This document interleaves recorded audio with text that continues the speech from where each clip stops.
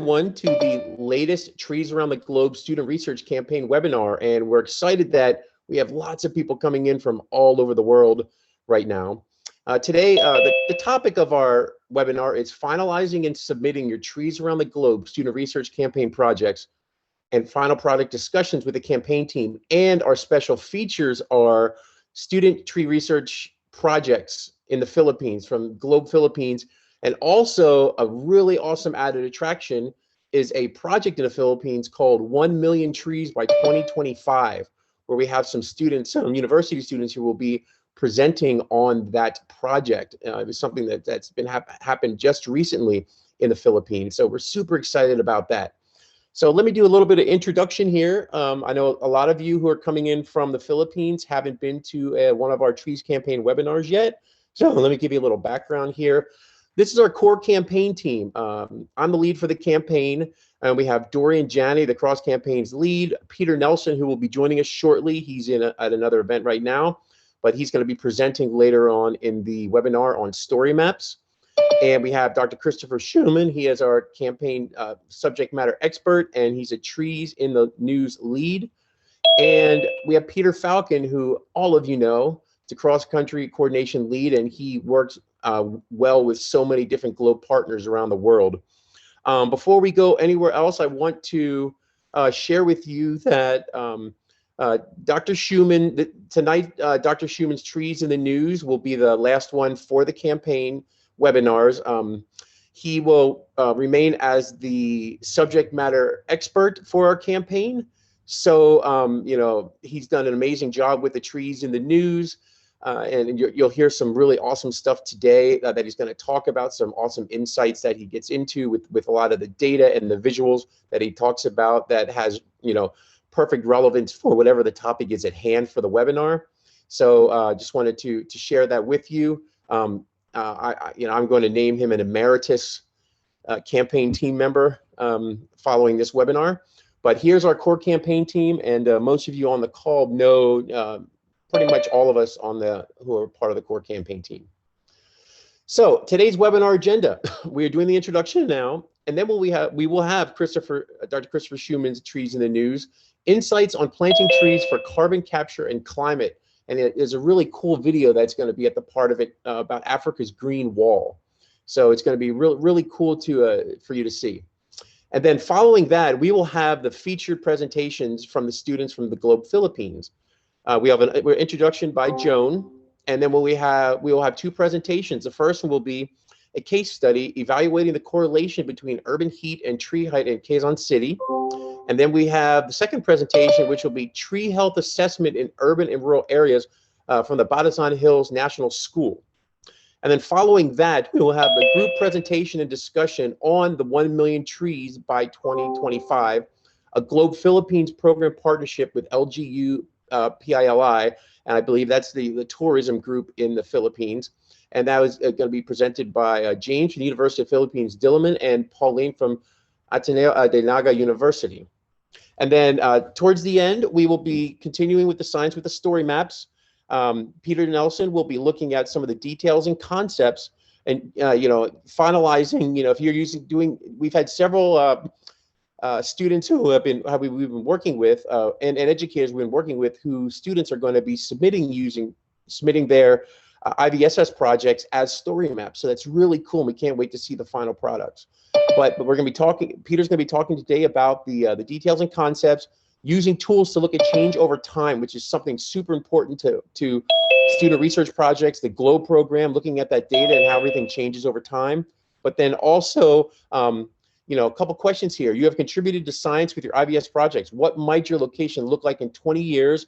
What might change? How we will be measuring it? And Peter Nelson is going to do all this thing with really cool visual stuff. And then at the end, we'll have some final Q&A and discussion, and Dorian will lead that. So here we have our metrics that I like to show every webinar. And I'm going to draw your attention to the bottom where it says full campaign, September 15th, 2018 to March 9th, 2021, which is today. For most of us, the rest of you in the Philippines, it's March 10th. But we have we have over 29,000 tree height measurements from over 12,800 global sites. There are over 18,000 land cover measurements from over 12,000 global sites and 17,000 plus green up, green down measurements from just students from over 570 global sites. What this means is this is just an amazing amount of data, that we have for just the length that the campaign has been in existence since September 15, 2018. That gives us over 64,000 measurements from over 25,600 global locations during this campaign. So this is just an amazing amount of data. And you can see some other metrics on the side here, just showing you we've had 30 webinars for the campaign. These are direct trees campaign webinars like we're having now. But then there's been some special ones where we've had webinars that we basically tag teamed or aligned with, like the European Phenology Campaign, Globe Africa, and other globe groups around the world. And then some special ones we did at NASA in the studios, in the NASA TV studios, where we were talking about the campaign as well. We have participants from 53 countries, and right now we have 39 blogs. Actually, that'll be 40. I might have missed one. But we have, out of those 39 that went over, we have over 105,000 views. And the image you're seeing in the middle is where all the trees, land covered greenings, and carbon cycle protocol data is coming from around the world. These are the 4 major protocols that are part of this campaign. There's not actually a trees protocol, it's the biometry protocol, which Tree Height is a part of. But on the NASA Globe Observer Citizen Science tool, it is considered a protocol. It's the Globe Trees protocol. So then we have the land cover protocol also on the NASA Globe Observer, as you know. And then greenings and carbon cycle are ones that are done primarily by students with the, with the historical type globe program. So here we are in this second phase, to the end of the second phase, the science and planning student research, because you know that if you're planning or your students are planning the IVSS, to submit to the IVSS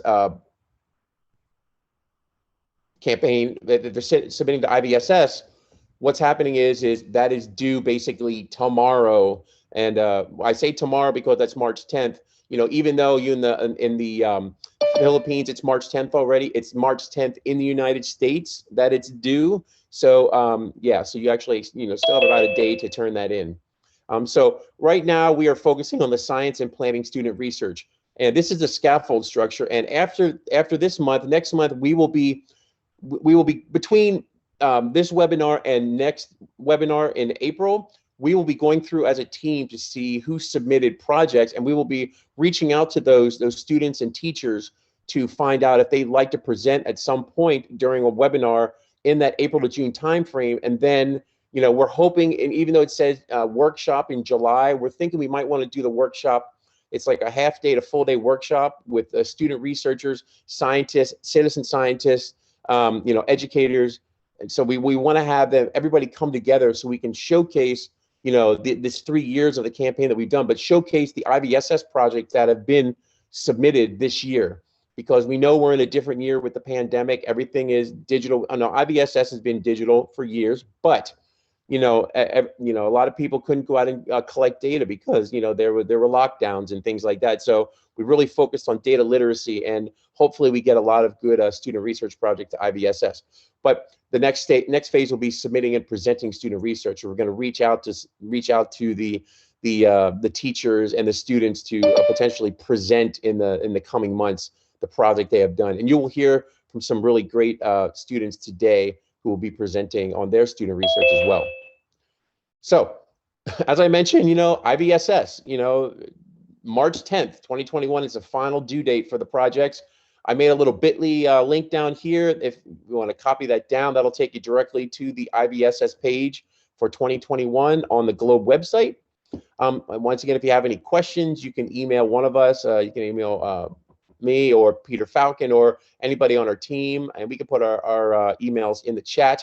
But you don't have much time to submit this, of course, because you only have until March 10th, which is tomorrow, basically for everyone, even though in the Philippines it's March 11th, but it's remember that's March 10th in the United States. So by the end of the day, so basically I guess it's like 11:59 or PM, I'm not sure what time, maybe Pacific time, Not sure, but if you get it in by the 10th, you're good to go. So with all that said, I will pass it over to Dr. Christopher Schumann, and he will be talking about insights on planting trees for carbon capture and climate. Christopher.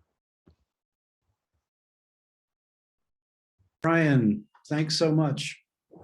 It's truly awesome to have this global audience to chat with. Given the time zone discussion, I'll mention that while at South Pole, I got to run around the world in just a few minutes, time zone by time zone. That was amazing. One of those strange things that travel allows you. But at any rate, it's I think wonderful to be here talking about this, knowing that the Philippines are planning their own extensive tree planting program, and we'll see what this story that I found in the news can add to the discussion. Next slide.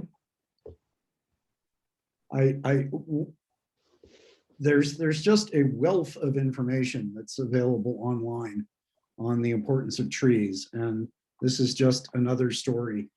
But one of the things that I really love about this particular story and the picture is, you know, this does not have to be high tech, but it does involve really dedicated local people, you know, making this happen.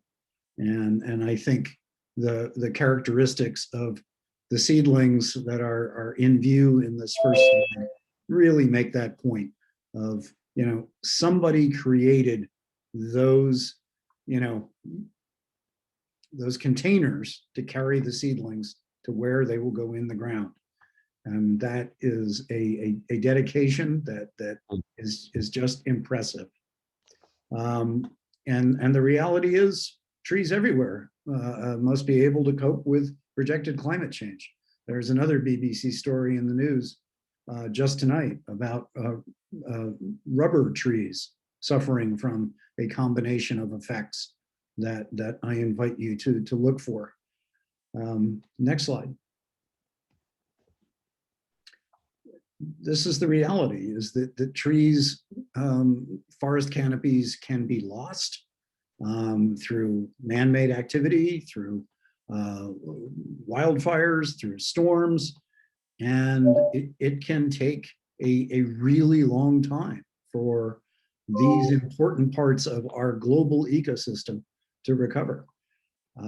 I'm breathing air tonight, and I know it doesn't all come from trees, but I am grateful for what air does come from trees. That's just one of the ways that they contribute. There's all sorts of other factors which have been covered by one or more of us in these webinars over the years.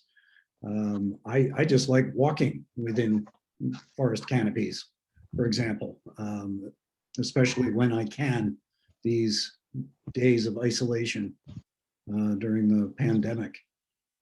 Next slide.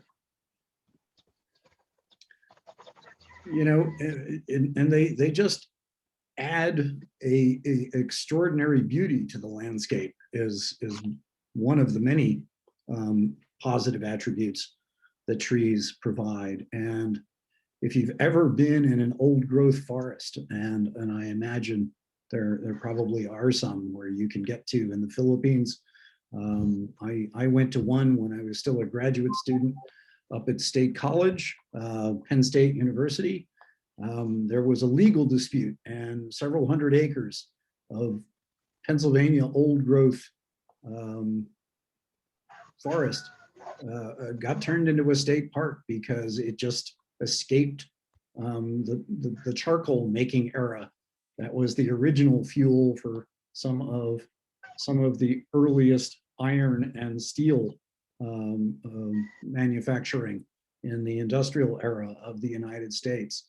And it's really a special place. And so for those of you that haven't been able to get to an old growth forest, put that on your bucket list and make a journey. It's really it's really beautiful to see. Next slide. This is the video that Brian will play at the end of this. But again, here is, you know, the crucial nature of planting trees and the importance of getting the local population involved to make sure that those trees have every chance to survive. Not only are you seeing, you know, a range of ages of the people that are supporting this, but you're seeing, you know, however you can take water to get those trees a good start in those containers, absolutely crucial. And the green wall that will hopefully be planted between the Sahara Desert and the areas that are not quite so arid, where the people are trying to make their lives livable, will hopefully become a reality in the next few years. So this is an important step for these people, and no wonder they're invested in making that step. Next slide. There's so many details in this story, and the supporting research paper, which you see the reference for. 10 golden rules for reforestation to optimize carbon sequestration, biodiversity recovery, and livelihood benefits. And that's, you know, kind of the complete package. It doesn't always work out, as this example illustrates, where this tree planting initiative in Madagascar did not work out. There was some success, but there were also unintended consequences, which is, as the old joke goes, you know, for every solution there's a problem, for every problem there's a solution. I think I said that backwards, but you get the message. Next slide.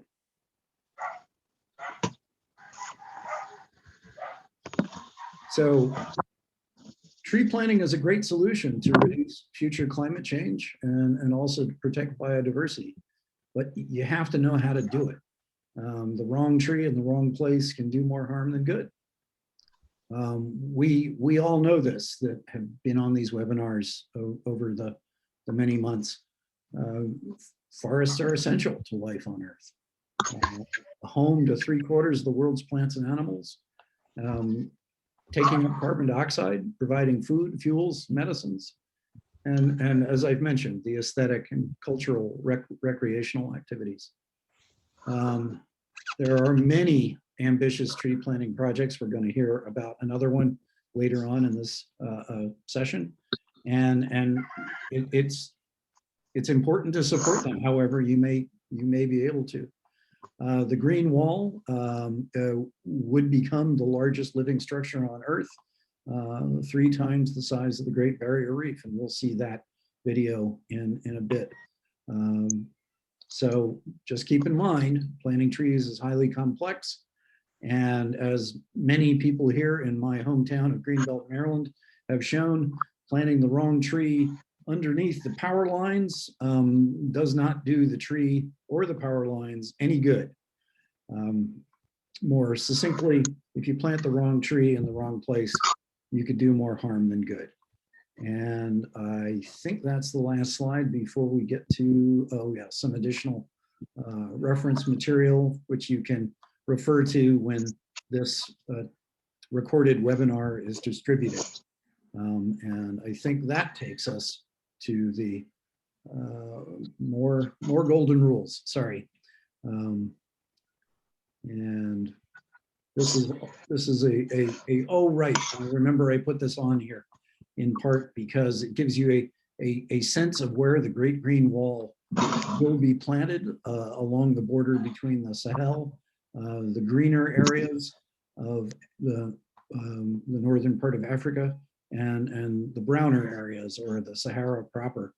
but it's also a tribute to the folks on Apollo 17 who apparently just took this picture on a whim as they weren't scheduled to take it. There's also a neat story available online about a similar picture called Earthrise that was taken by Apollo 8 that is available online. There's a 30-minute short film about taking that picture and what it meant to the environmental movement back in the 1960s. So I invite you to look that up. I came across it after I created this particular slide. And there's also Antarctica down in the bottom, but not quite South Pole. Just connecting back to that little point. Now I think you can go to the Facebook video, Brian. All right. I'm going to click on this and it's going to take me to my browser. So then I'll start it from there in YouTube directly. Great, thanks. Watch live TV 5+ top channels. Sorry, gotta get to the commercial first. You all know that. That face One more commercial. that is usually covered by her phone has finally made it appear.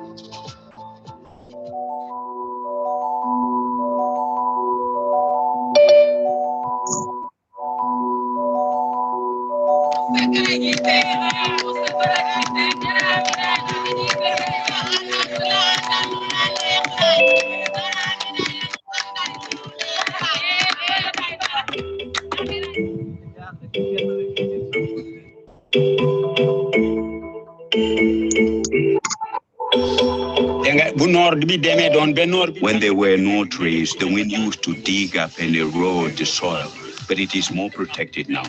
The leaves provide compost and the canopy increases the humidity of the environment and offers some shade, so there is less need for a lot of watering.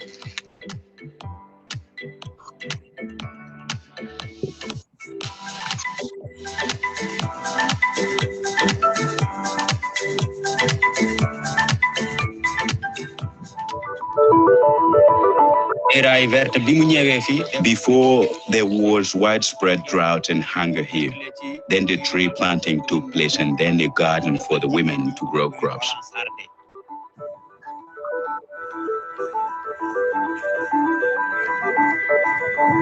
It has really helped the people. Now we have 200 women working on it, and they are being paid well.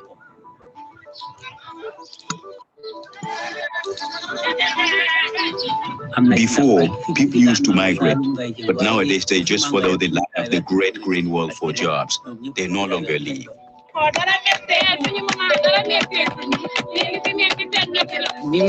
Before we didn't have any work, but now we have jobs, and economically it's good. The Great Green Wall is very useful to us because we grow many vegetables, and now we can buy produce more cheaply.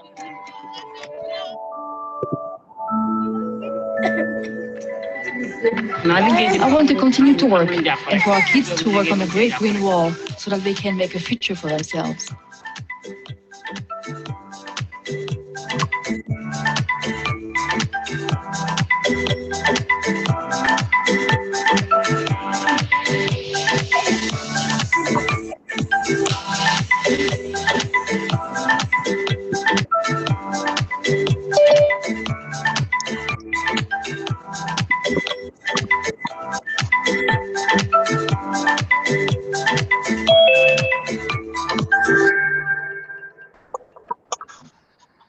Even the smallest. Really inspiring, as somebody put in the chat. And let's hope it works. Yeah, that seems like a really great project. And before we jump to the presentations from the students from the Philippines, I should also mention that Emmanuel, who is on with us today.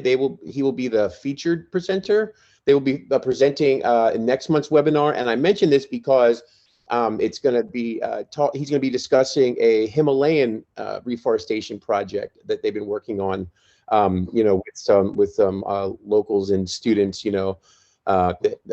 around India, Nepal, and the Himalayas. So I just wanted to showcase that because there's lots of great programs like that happening right now, from the green wall here that we just learned about from Christopher, and then the one we're going to learn about, the 1 million trees by 2025 from the Globe Philippine students, and then next month with the Himalayan reforestation project. So this is the time we live in right now. We need trees. Trees need to be there.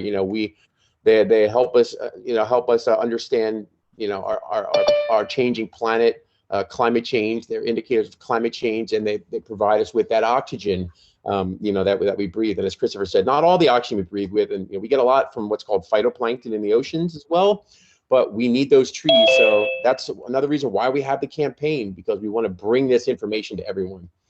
So all right, so without further ado, I'm going to show this slide, then I'm going to stop sharing my screen. But I just want to make sure that we have the order here that the students know that they're going to present in. So it's going to be, the first one's going to be the case study. The students working on the case study, evaluating the correlation between urban heat and tree height in Quezon City. And we'll follow that immediately with the tree health assessment in urban and rural areas at Batasan Hills National High School.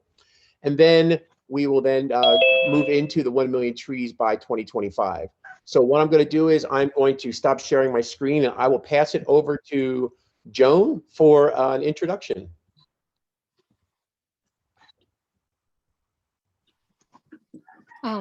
Hello, thank you. So greetings to everyone, especially to Dr. Rod Allen Dilara, the Globe Country Coordinator of the Philippines. And we also have here the school administrator of Batasan Hills National High School, and also a Globe Master Trainer, Mrs. Babinorin P. Clemente, and all teachers in the Science, Technology, and Engineering program. We have here Glacial Cantilado and Ma'am Rodora Camero, and all other students from Batasan Hills National High School STE program. We also have here the youth group from the municipality of Pili, Camarines Sur. It is found in the Bicol region. Philippines is composed of 16 regions, and Bicol is one of those. So today we will have the presentations from Batasan Hills National High School Grade 9 STE SEPU students. It is done by the whole section and will be presented by Jaira Banabatak, Andre Joshua Alayon, and Girly Pitaliana. We also have here youth officers from Pili, Camarines Sur, who are students of University of the Philippines and Ateneo Dinaga University, James Stephen Balbuena, and Pauline Jean Garcia. So let us start with the students presenter, Jaira, Andre, and Girly. Take away.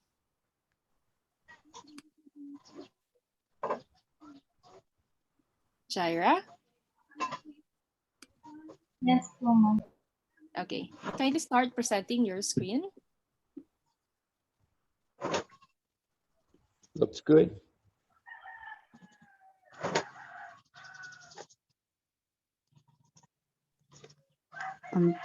Mabuhay! A wonderful day to everyone in this meet.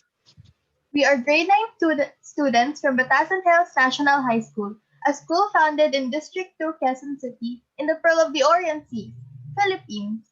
We are more than grateful to present our research to Dr. Campbell, to Dr. Peter Falcon, and their team who are behind the Tree Science Campaign.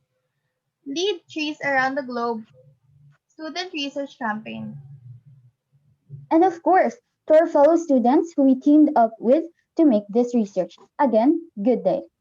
I am Jaira C. Benabata. And I am Girly F. Pitaliana, here to present our research study entitled A Case Study Evaluating the Correlation Between Urban Heat and Tree Height in Batasan Hills, Quezon City. Urban heat islands, or UHI, are metropolitan areas that have significantly higher temperatures due to greater human activities than surrounding rural areas. Urban trees offer an important opportunity to mitigate high temperatures at the scale of urban residents' daily lives, which can potentially dampen UHI and decrease near surface temperatures, according to Wang 2016. But of course, extreme heat events can also influence a broad range of functions of trees, said by Teskey 2006. This research study wants to see the state of the trees in Batasan Hills, Quezon City, with the current urban heat it experiences. This study aims to answer the following questions. How do the urban heat parameters correlate with the height of the trees? What variation or variations does the urban heat parameters and its relationship with tree height make? Which of the urban heat parameters are more strongly correlated with the tree height?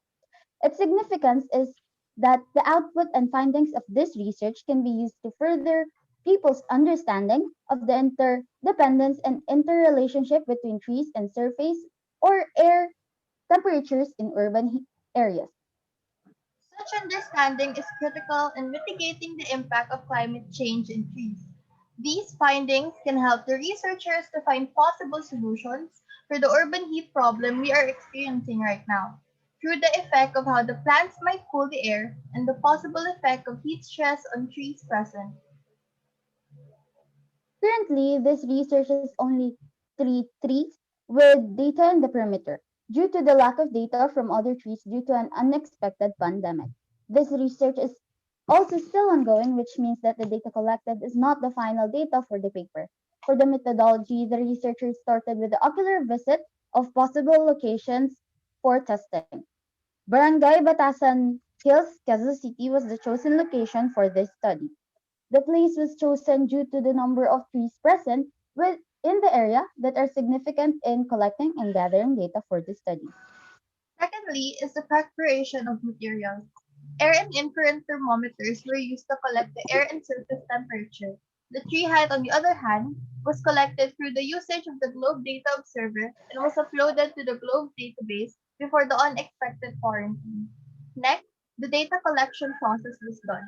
Researchers used the Globe ADAT to retrieve Globe data, which presents numerous sites that have data on the different height of trees in the perimeter. Next, data gathering, analysis, and statistical treatment. The data recorded was then put under analysis. Statistical treatment was applied. The formula of mean, mode, and linear regression were used. For the risk and safety, the researchers didn't take any risk due to the fact that the collection of the data was done before this quarantine was applied. Also, the right protocols were followed to ensure the safety and accuracy of the data being collected. Here are the protocols that we used.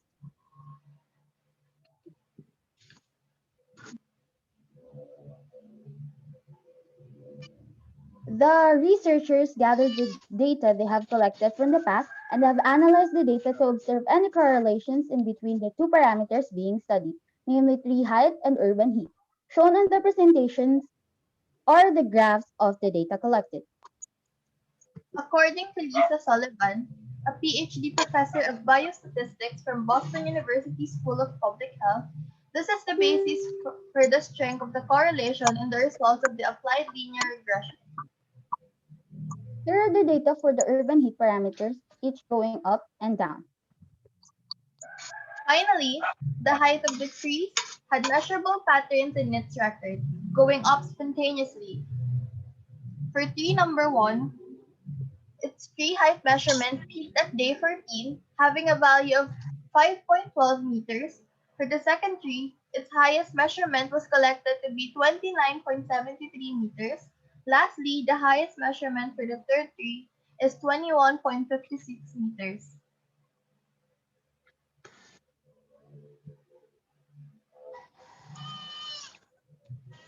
These are the results for the following data.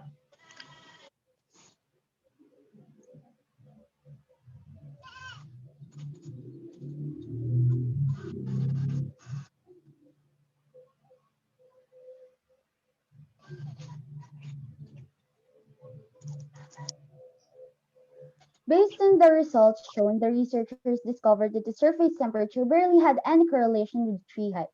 However, the researchers can say that if the tree temperature increases, then the tree would increase in its height. This is seen in the current data collected. But The researchers will strive to collect more data to finalize this study, and in the future, more data will be collected to finalize. To summarize the study, the tree height and urban heat have a correlation with each other. However, it had more interaction with the air temperature. The researchers have also concluded that the tree height had a positive and moderate relationship with the air temperature, which was a direct variation. Once one value increases, the other does the same. The researchers also learned that the results had similar aftermaths with Wei and Oren's research entitled Differential Responses to Changes in Growth Temperature Between Trees from Different Functional Groups and Biomes, a Review and Synthesis of Data, Tree Physiology, 2010, Volume 30, page 669 to 688. In the book, the researchers stated that they found that increased temperature generally increases tree growth, except for tropical trees. This research was the main related literature for our topic, and it seems as if the data is showing that the statement might be accurate. But of course, we will continue to research to really get a grip on the results. We may analyze to possibly give an answer to what correlation the urban heat parameters and the tree heights have. Sadly, this is the end of the presentation. We thank you once again for giving us such an opportunity to present. We would like to acknowledge our classmates for attending this Zoom meeting. Once again, I'm Jara Benabata. And I'm Girly Pitaliana, here to present our research study entitled A Case Study Evaluating the Correlation Between Urban Heat and Tree Height in Batasan Hills, Quezon City. We are now ready to listen to your suggestions and to answer some questions. Everyone, thank you guys. What a great presentation. Thank you for taking the time to present to us today. I do have a question, and I want to say if anyone has any other questions, by all means, please put them in the chat box and we can go ahead and read them off to the students. One question would be, how did you go about selecting your trees? Were they nearby the school, or was there a specific reason why you picked certain trees? Firstly, these trees are significantly, these trees are near in our location, so we picked these trees. And second is that these the location itself has a high value of urban heat. It experiences, so that's why we picked this location and the trees near it. Thank you. Another question would be, let's see what I wrote here. Oh, what time of day did you make your measurements? Did you make them in the morning? Were you, or in the afternoon? And were you consistent in the time that you made your measurements?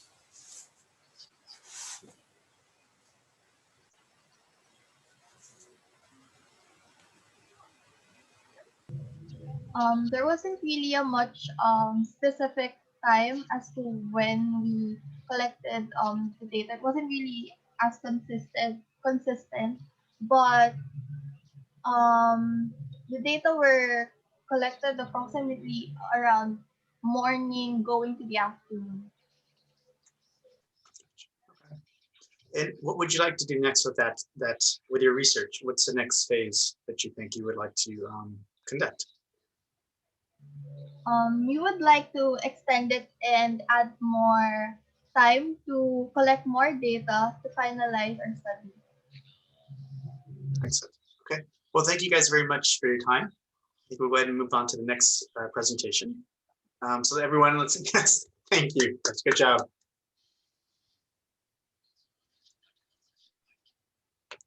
So Joan, who is our next presenters? Hello. Today, the next presenter will be James and Jane. Thank you. Hello. I'm just going to share my screen.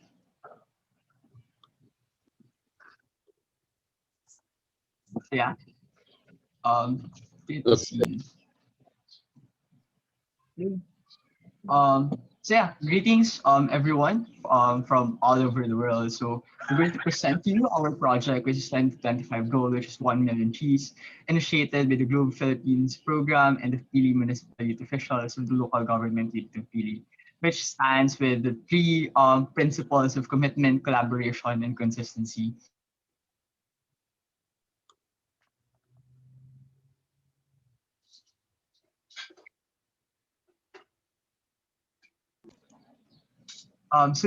First we're going to present who we are, local government unit of Pili and the Pili municipal youth officials. Pauline. Okay, good morning everyone. I'm Pauline from Ateneo de Nag University, the youth counselor of Pili Municipal Youth Officials. So the local government unit of Pili is basically a first-class municipality and the capital town of Camarines Sur, a province in the Bicol region in the Philippines, which is composed of a total of 26 barangays. And 3 of these barangays are found in the highlands of Mount Isurog Natural Park, which are namely Pinangis, Santo Niño, and Guri.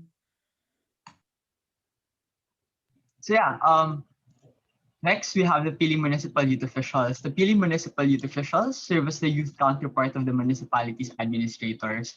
So, the youth officials serve as the youth arm of the municipality in terms of governance and all. So, it is composed of 40 youth leaders committed to their service to the community.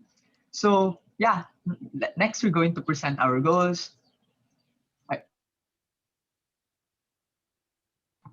Okay, we have 3 objectives in this project. First is to be able to contribute to the global goal of planting 1 million trees by 2025.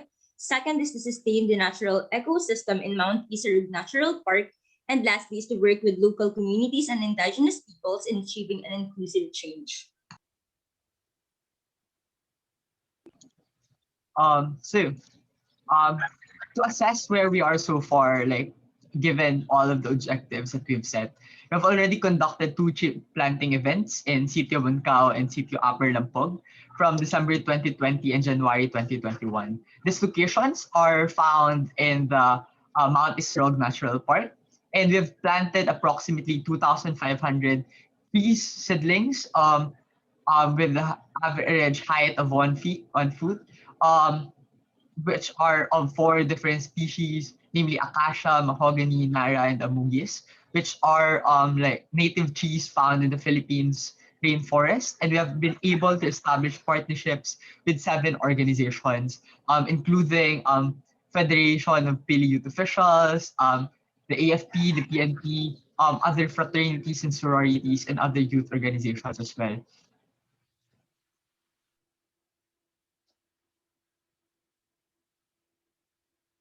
Before that, we would like to present to you the promotional video that we made in order for us to gain more volunteers, because we believe that it requires more than 1 organization. So yeah, here it is.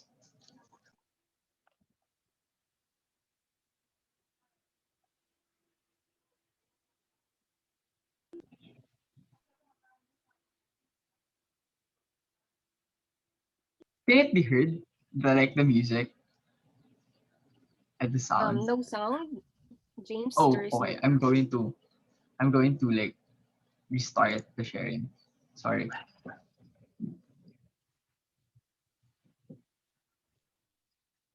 The GLOW Program Philippines, in cooperation with the LGU Pili, Pili Municipal Youth Officials, FPYO, and Menro, is having their tree planting activity right now that aims to plant 1 million trees by 2025.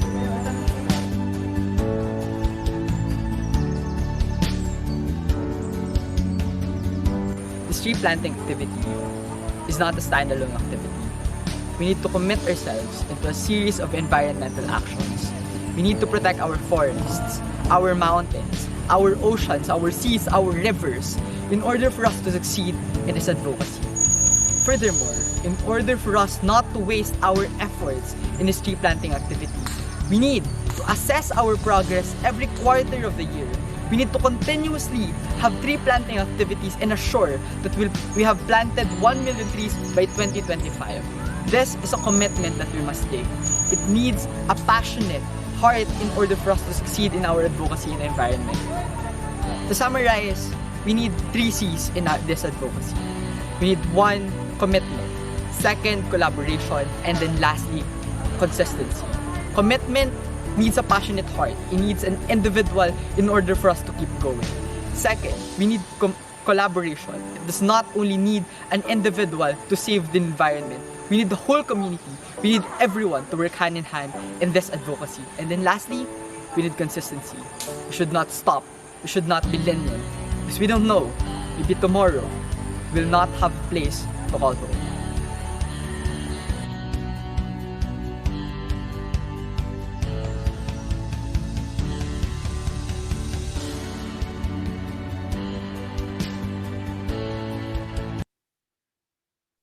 So our first principle.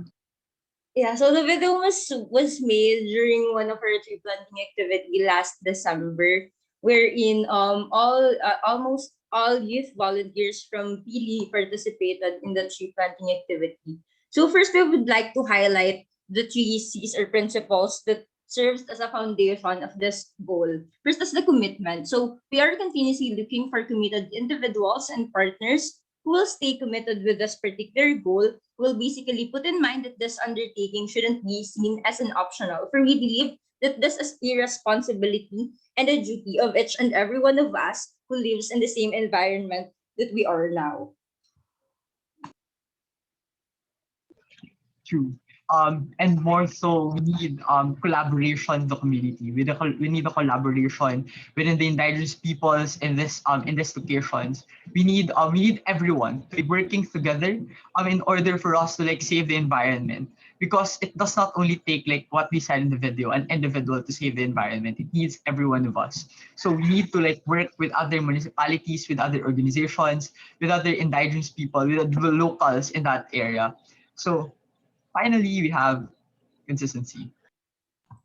Next, we have consistency. Of course, since we are targeting a long-term and sustainable, as we say, we would wanted to be consistent in this particular goal. It shouldn't just end with one tree planting activity, 2 or 5. So long as we haven't able to reach our goal, we believe that we will continuously do our project and we will continuously improve in this particular undertaking. True. Even if we have already achieved the 1 million trees by 2025, it must not stop there because saving the environment takes a lot more than that. So, however, there are still things that we need in order for us to continue this advocacy, this project. First, we need logistical support because the terrain in Mount Isarog makes it hard for volunteers to actually travail. 2, we need financial support because the COVID-19 pandemic limits allocation of funds to other unessential endeavors. And lastly, you have human resource. The project requires the collaboration of more volunteers and communities. So these are the 3 necessary elements that we need in order for us to succeed in this endeavor. So what are the things that we need to improve on, right? 1, we have to pursue the database project implementation using Globe application and database, as what Sir Rod has mentioned to us. The other night. He told us that the Globe application was really going to be helpful for us in terms of monitoring the growth of the trees and where are the trees particularly right now or where we are in the particular goal that we have. But secondly, we wanted an expansion of partner organizations and communities. The Pili alone, the municipality youth of Pili alone, with all our efforts, cannot do it alone. We need to expand this particular goal.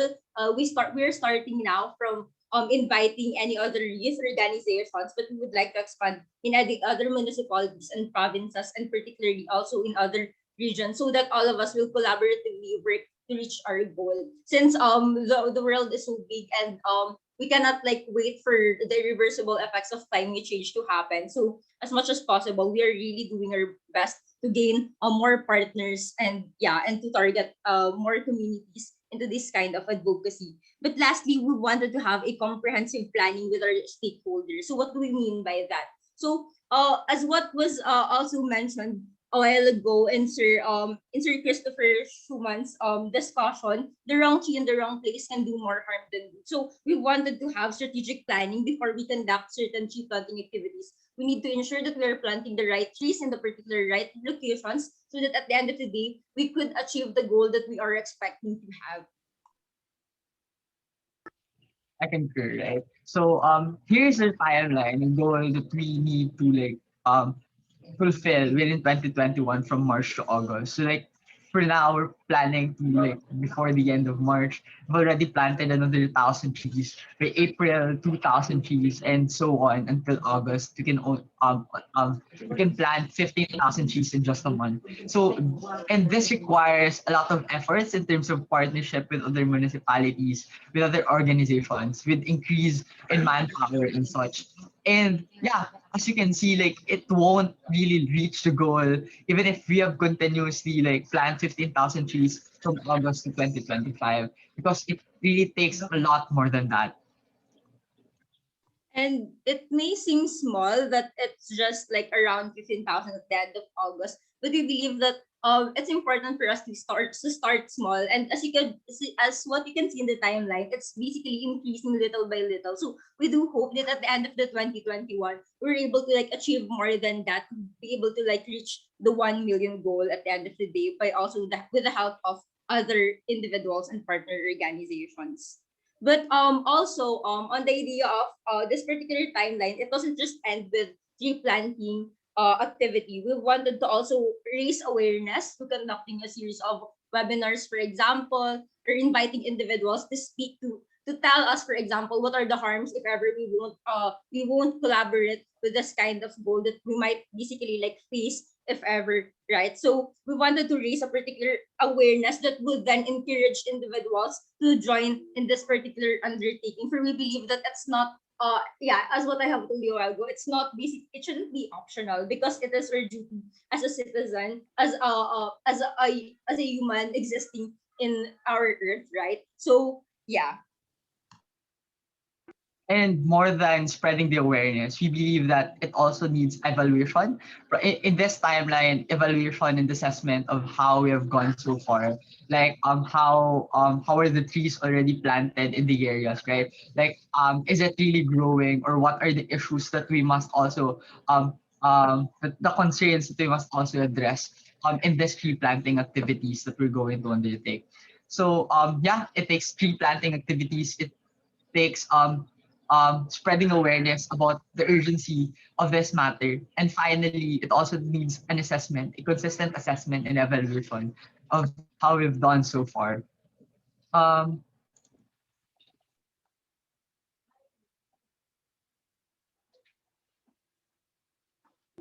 yeah, we would like to acknowledge our members listed in here. I'm not going to name all of them already, but we're really thankful for all of them. They're coming from different universities like Central Bicol State University of Agriculture, Naga College Foundation, Bicol State College of Applied Sciences and Technology, Ateneo de Naga University, Bicol University, University of Nueva Cáceres, Camarines Sur Polytechnic Colleges, and many more, right? So finally, yeah. So if you wanted to support our project or if you have concerns, you may contact us through mail at myo.ljpd@gmail.com or on our Facebook page, www.facebook.com PMYO official. Or also you may reach us through our contact numbers 3961-711-4145 or 639-65627-8840. Yeah, that concludes our presentation. And as always, for the nation, it's always for the society, it's always for the world. Para sa bayan. Thank you, guys. Thank you, everyone, Thanks, for giving us the everyone. opportunity to present to this webinar series. Yeah, thank you. Thank you, guys. That was amazing. That was an excellent presentation. I know it's a good presentation because I wrote down 3 questions, and each time I looked at your presentation, each slide answered my question, so I had to scratch it off my little notebook. And by the way, if you haven't noticed the chat box, your work has already started a collaboration between your country and Latin America as well. I believe Juan is working with Rod to see if they can get some information and see if they can also work with you guys as well. So great job. I have a couple questions, and this is for the students as well as Joan and Rod. How does one go about working with government officials? I know it's difficult, but it seems like you have environmentalists, you have students, you have government officials. How did you go about getting that started? And was it very difficult? Hello. Okay, so collaborating with the LGU is our, I think it is number one step in any training that we are conducting or any activity that the GLOBE Program Philippines is conducting due to our very minimal funds. So we are trying to look for sources. So the first step that we do is to write letters to different LGUs and see who will respond to the letter and start working on it. So that's the first step that we do and see what happens. Brian made a comment. He loves the way you have your strategic planning. We've noticed that towards the end, you have more trees being planted. Is that in the hopes that pandemic will open up and more people will be able to go outside and do more tree planting at that time? Oh, in the Philippines, there are different restrictions for different LGUs, for different local governments. So it is so happened that Bicol is found in a far place province. So the restrictions is a bit not so strict. So they can we can have minimum following of the rules of the IATF, like using the face mask and the face shield during the activity and maintain this proper distancing.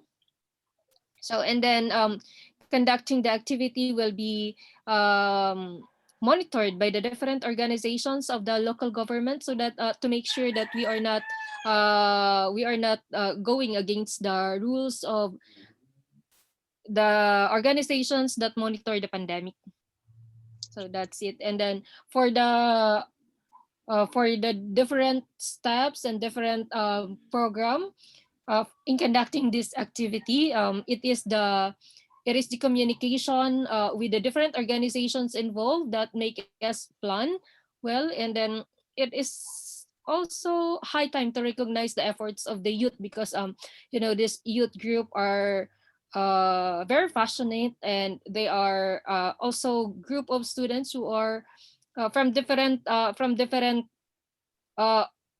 universities. So they have different backgrounds, and it is very beautiful when you group people from different organization with different backgrounds. So the ideas are very diverse, and you can form good planning, and so the ideas will just come in. I think we all love the fact that you would be continuing to monitor the trees using the Global Observer Tree app as well. I think that's key. It's not only to plant them, but to just make sure that they're doing well, going back in and checking on them every so often. Do you have a plan of monitoring them as well, as far as when you will be going back to check on them? Actually, the plan is to the first plan is to monitor the tree height. But then when we started planning, why just monitor the tree height? So we need to do it we can do it at the same time, like monitor the tree height and then plant the tree as well. So it's like hitting two birds at the same time. So for now, we have this tree, we are planting the trees, and we are going to monitor the growth of the trees, especially the height of these trees every month. Thank you. And Joanne, if I may add to what you just said, the primary motivation for this project really came about sometime in January, after the webinar conducted by Dr. Campbell. Yes, Dr. Campbell. Dr. Campbell. Weeks after that, the Bicol region, the Philippines, was hit by 2 super typhoons. And the Bicol region, where the location of the tree planting activity is located, was badly hit. And it all came together. And the LGU, the Youth Council, had this idea, and we participated in growing this idea. And we told ourselves that we would want to participate in the Globe Tree Challenge in a different way. And just as what Miss Joanne said, why just observe and measure tree heights? Why just observe tree and measure their heights when we could also plant them? And next year we can start measuring their heights and dimension, and at the same time use the Globe app to map them and monitor them. So it was perfect timing. Thank you, Rod. Thank you, Juan.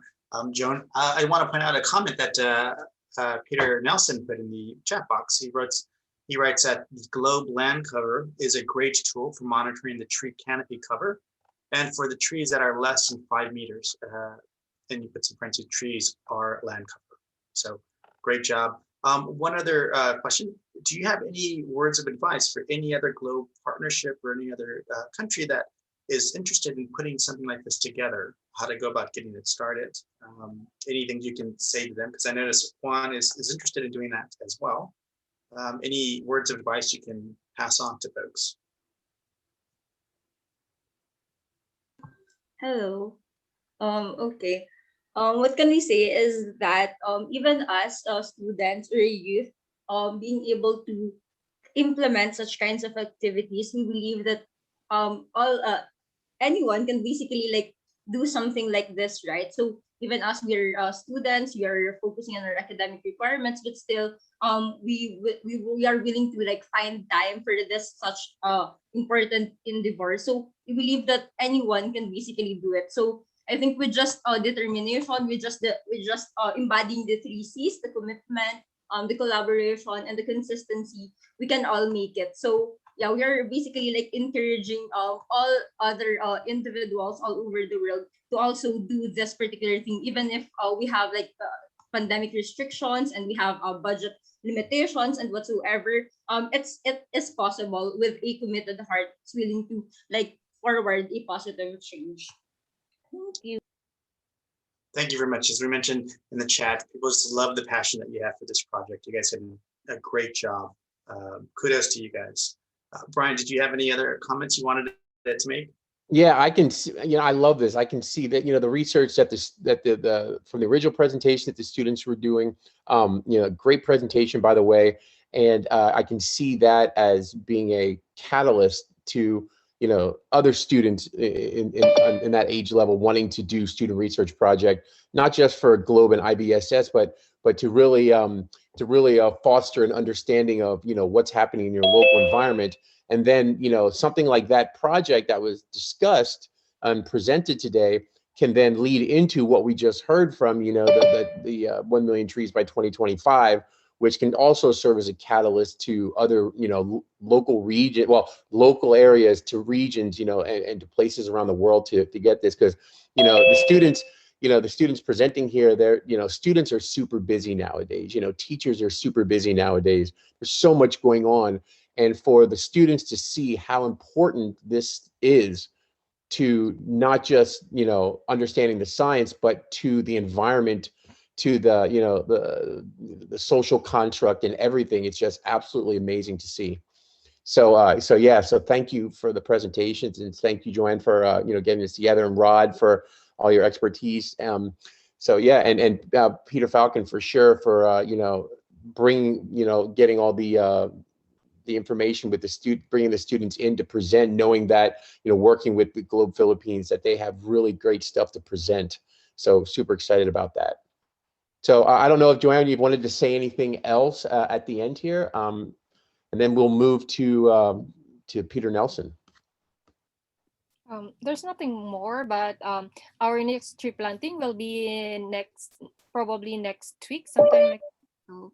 So hopefully we are going to continuously and then increase the number of the trees that we are planting presented by the students. Thank you.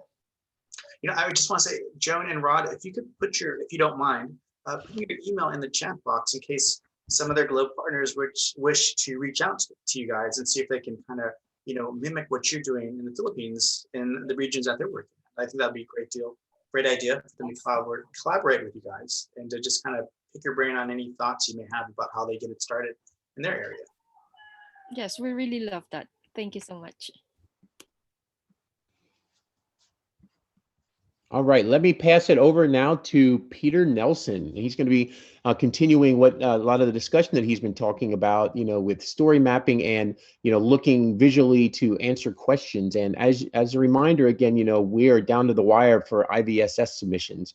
So, feel free to really pay attention to this if there's any last minute things that you or your students need to do for submitting to IVSS. So take it away, Peter. Thanks so much. This has been a really wonderful time to see people not only thinking about and going out and doing observations, but actually doing something in their environment like this. And so, one of the things that I just wanted to start off with and kind of show is an area that here is in northern Minnesota in the United States. And here is an area that was planted several years ago, and you can actually see these small trees that were planted here. Some nice changing colors. You can see how tall the trees used to be here in this environment. And so, like I mentioned, these actually, when you look at the classification, are below that 5-meter mark for what we call a tree in the globe world. And so, this is a great example of how the land cover tool can be used to monitor how well these trees actually grow over time. And again, these pictures are great remote sensing. You are actually measuring that light. And so this is an area that I hope to continue to see monitor over the next 10, 20 years. Trees grow slower in some places than others. And so from space, we actually, when we flip over here in our globe visualization tool here, we can actually turn on that satellite map. And we can actually see how little we can actually see those little trees from space like this. Even if we zoom in, we don't see those trees that were planted there on the ground or a little bit more down here, right? Mostly what we see is the shrubs that are in that area. And so, we can see what the trees used to look like, or that continuous tree area like that. But this is one of the ways that scientists use this remote sensing, this satellite view, to actually track these trees over time. I will highlight that, in fact, one of the things that we use is the shadow from the trees to track the tree height. And we can even tell what type of tree it is by that shape of that shadow. And so these are diagnostic tools or ways that we can monitor this area over the next 5, 10, 20 years. And so, one of those things that I just kind of want to highlight about planting trees and monitoring them over time is how you can use the surrounding area to actually help us to see how tall those trees are over time. And so here's another example of that shadow that relates to how tall that tree is in that location. So, even on the GlobeViz system, you can use this information, this high resolution imagery, to watch and monitor that location over time. One of the things that when we go back to our tree height here, on our legend, right? Sometimes those young trees that are planted don't show up on this map. And I've had this happen for those trees that are below 5 meters.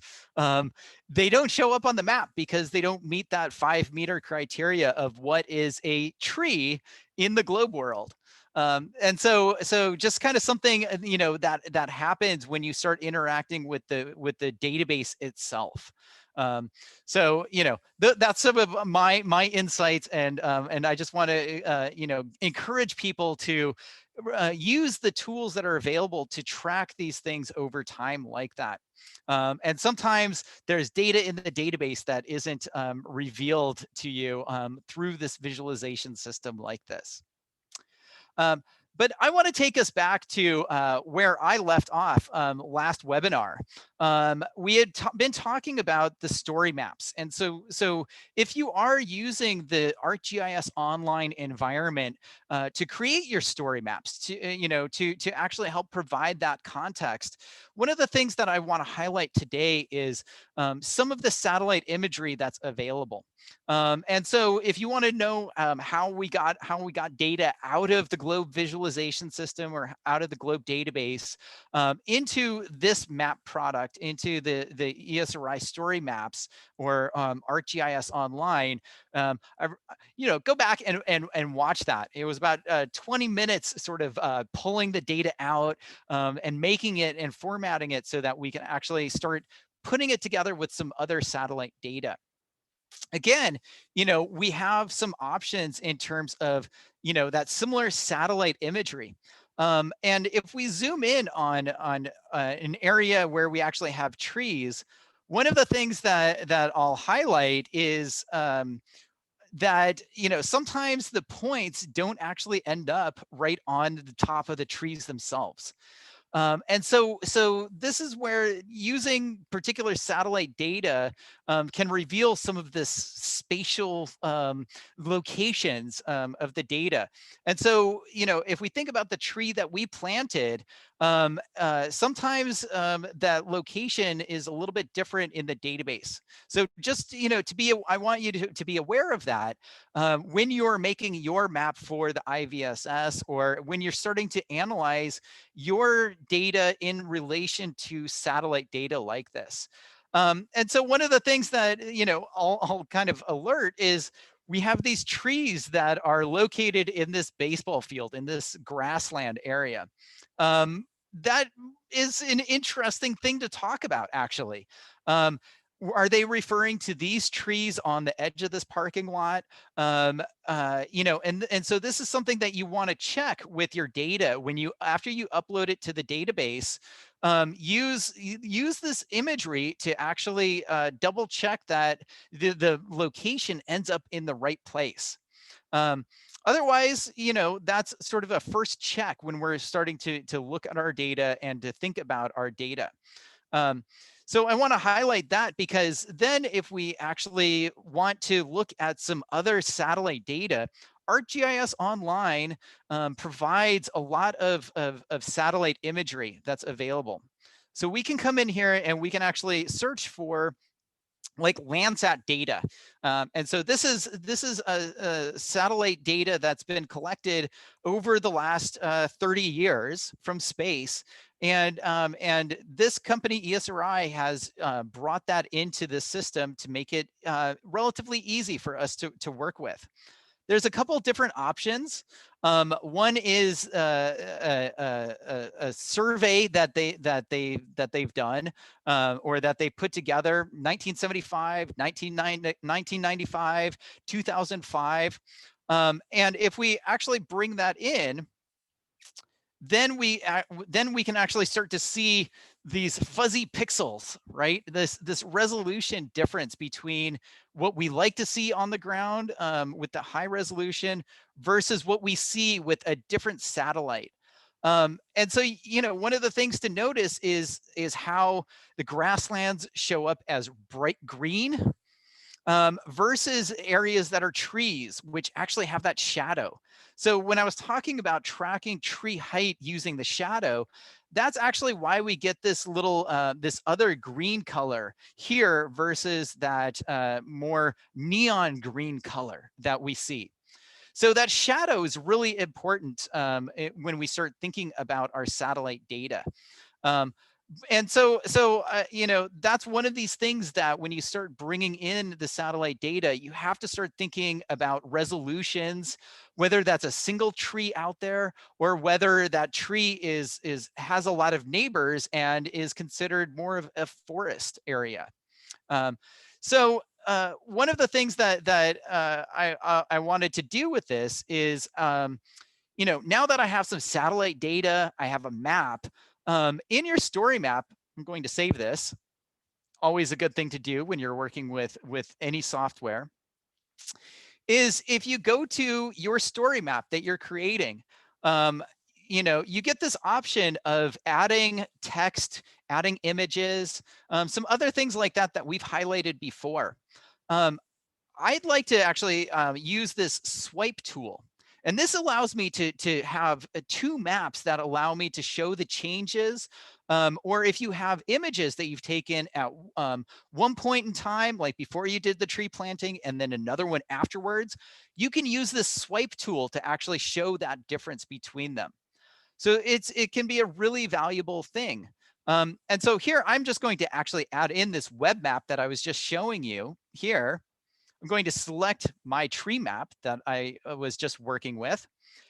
And here we have an option of showing that data or not showing it. So I can actually turn on or off these layers. And so I'm going to start with it turned off. And I'm going to place that map in my story map. And so you actually see here it is on one side. And then we have this slider bar that allows us to do a comparison. I'm going to go back and I'm going to add in that same map again. And this time I'm going to leave this satellite data on so that we can actually do a comparison between these two different satellite views. And so now you can actually see how in my story map, we can actually go between the high resolution imagery, and I can swipe back and forth to actually show what it looks like in a moderate resolution, in an enhanced view. And so you notice that there are some differences here where the grassland actually shows up a little bit more vibrant, and where the urban areas are actually highlighted in this kind of purple color from the asphalt. And so, you know, again, I can actually zoom in a little bit on this map and be able to show this area in multiple views.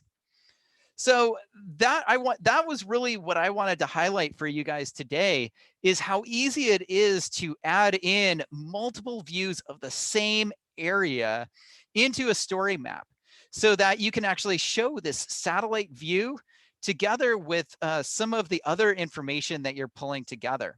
And again, you know, the more you zoom in, the more detail that you might get on one map versus what we get from that from the other satellite data that's available here. So I encourage you to explore some of these options when you're telling your story so that you can take advantage of this overlay option to be able to show a location in high resolution or this more moderate resolution view of things. And so, you know, we'll continue looking at how you can track your tree growth over time in webinars in the future. But I wanted to make sure that you all got this option to add this particular way of having this overlay into your own story map for your virtual science symposium submission that you're doing.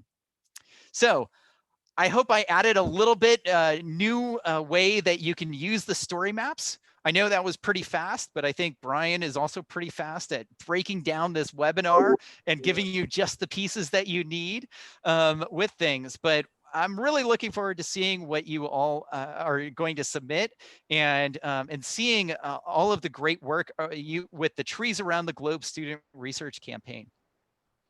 Thanks, Brian. Thank you, Peter. And I mentioned, Peter, before you could join us today, that, you know, between this webinar and the next webinar, we're going to go through the IVSS projects and see, you know, how many, you know, trees campaign related IVSS project were submitted. And, you know, and I know that some are submitting them as story maps. So, and thanks to you and Dorian for really bringing that to the forefront of, you know, a much not really a traditional way to do, you know, much more, you know, a modern way to do a research project. And Globe was, you know, Globe as a whole, the Globe Implementation Office was really keen on this. They really wanted to see that. So they added that option in there as, you know, instead of submitting a poster, you can submit or a report to IVSS, you can submit a story map of your research. So really cool. And thanks again so much for that. Does anybody have any questions for Peter before we move on quickly? We have two things quickly we want to cover before we're about 9 minutes away from the end of the webinar. And if you have anything, you can also put it in the chat as well. And Peter, anything else? Yeah, I just want to highlight that you know, the pictures that we're getting through the Globe Observer are great Zoom backgrounds for anybody who needs something different in their life. You know, I've been actually, you know, going around the world using the Globe visualization system and finding some really interesting locations. And so I just kind of wanted to highlight and give a shout out to everybody who, you know, gets to go to Alaska and look at the type of trees that we have there. You know, be able to go to Australia and look at the lack of trees in that area. You know, for me, you know, being here in Oregon, we've been getting a lot of snow. And so, you know, here is a recent snowstorm that has given us almost 400 centimeters of snow depth in this location.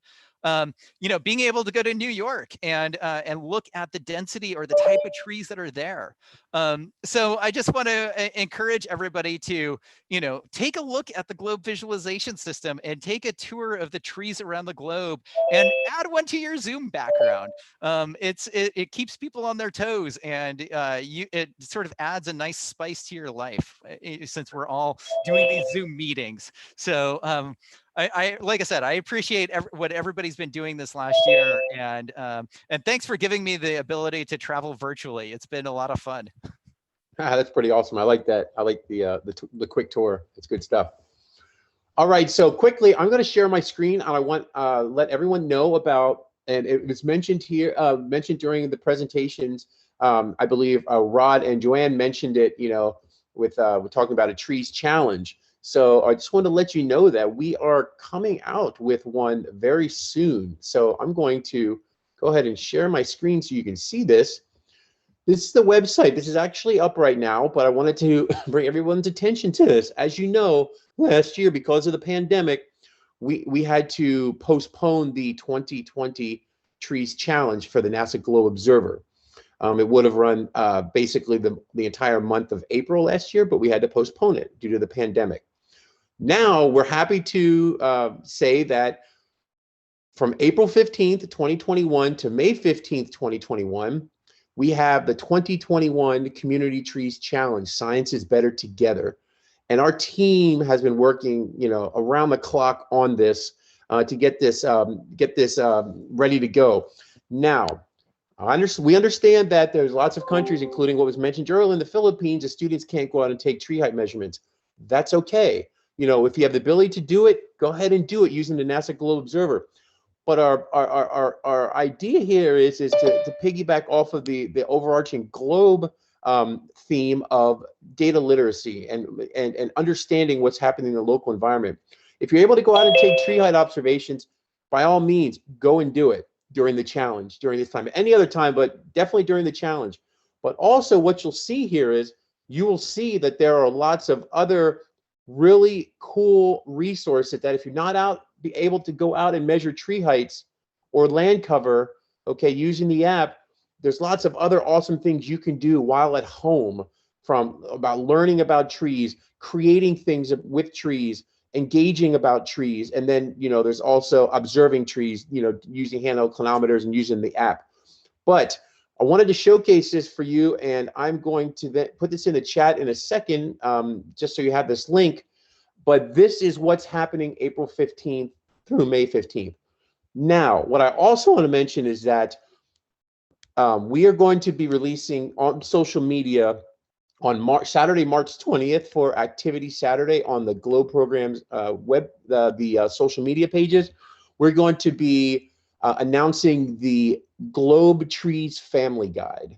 And what that is a way for families and students and anybody who wants to learn about trees and tree height and land cover, things like that, and what they want to do resources.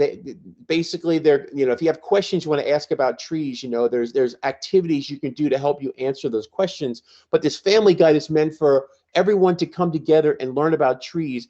You can also, if it's possible, to go out and take tree height observations. If you can't, there's going to be resources. So it's a combination of two things here. We have the 2021 Community Trees Challenge, which will last for 1 month, April 15th to May 15th. And then we have the Globe Trees Family Guide, which will be an online resource through the NASA Globe Observer, but that will remain online indefinitely, okay? Past, it's going to come out just before the challenge, and it's going to remain past the challenge. And a lot of the resources that you're going to see here on the Trees Challenge, they will also be part of the Globe Trees Family Guide. So stay tuned for that. I don't have a URL for that yet because that website for the Globe Trees Family Guide is just being finalized right now. The graphics are being completed. So, but look for that on Globe social media on March 20th. So, just under 2 weeks from now.